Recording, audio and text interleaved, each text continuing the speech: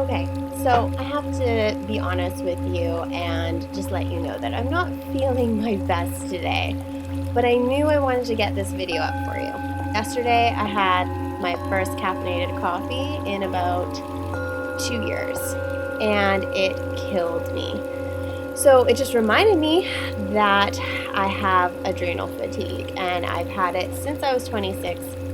I completely drained my adrenal system. I was on bed rest for a full year trying to get my adrenal system back to where it needed to be. And so this is a big deal for me. Day to day today, I'm trying to remember to be kind to my body, to feed it only with healthy things. And I also became a vegetarian a year and a half ago. I don't drink alcohol. I don't drink caffeine. Sometimes we all go straight off the path and we look for things that we think will be good for us in the moment, right? And that is totally normal, totally natural. And unfortunately for me, when I do that, I wake up the next morning literally feeling like I have the worst hangover ever. So it's really important for me to not have a lot of sugar in my diet, to not have caffeine, not have alcohol, and to be really, really conscious of what I'm putting in my body. So at a very young age, I learned the hard way that you are what you eat, and you're going to feel your best if you eat your best. If I'm eating, pizza or pasta or meats, I'm going to feel heavy. I'm going to feel very tired. And so today, I woke up feeling that way, and hello, coconut water. One of my best friends when I feel like this. I'm so passionate about nutrition, and I healed myself through Ayurvedic nutrition, and this is something that is on the cusp of becoming more well-known. For me, yoga and nutrition go hand in hand, and I truly believe that we can't reach our greatest version unless we bring nutrition into our practice. And what Ayurveda does is it actually customizes your eating habits and your routine to your yoga practice. And then from there, you can start to customize your yoga, your meditation, and then move further into the yoga philosophy from there. So it's a really good way to enter through. Adrenal fatigue and the increase of the release of cortisol levels throughout the body is at an all-time high for especially women.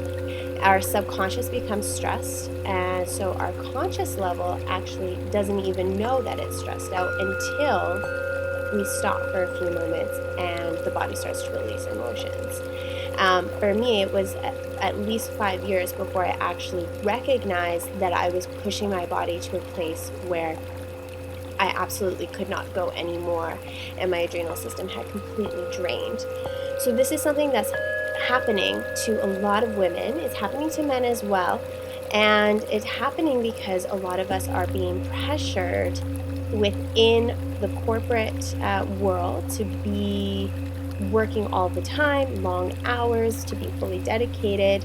And even especially when you're an entrepreneur, you're thinking 24/7 about your work. So tip 1 is to be consistent with your meditation practice. Of course, try to come back to your breath and enjoy the moment. So take a deep inhale through the nose and deep exhale through the nose. So when we're breathing through our nose, it's a reminder to the body that we're safe and that we are not in a fight or flight environment. Step 2 is to start to be mindful of your thoughts. Where are your thoughts? Are you talking to yourself in a negative way? If you're not getting enough done, are you giving yourself a constant guilt trip? And when we give ourselves constant guilt trips, we tend to give others guilt trips as well. And it's this constant negativity that starts to feed itself and starts to fester.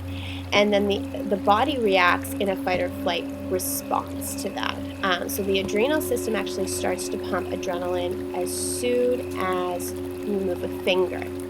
You need adrenaline basically to do anything. So if you're constantly secreting adrenaline throughout your entire day at a very, very high rate, is very possible that you could drain the adrenal system and push it too hard. So if you're waking up at 6 a.m. and going for a very, very hard workout, you're setting your body up all day to be expecting a very high pressure filled day, and the adrenal system is actually going to be working at that pace that you set it up at all day long.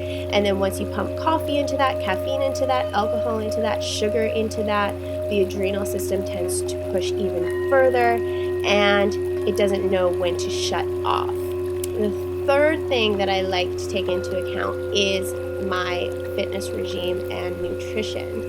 So obviously what you're putting into your body is a huge, huge deal. So food acts as medicine.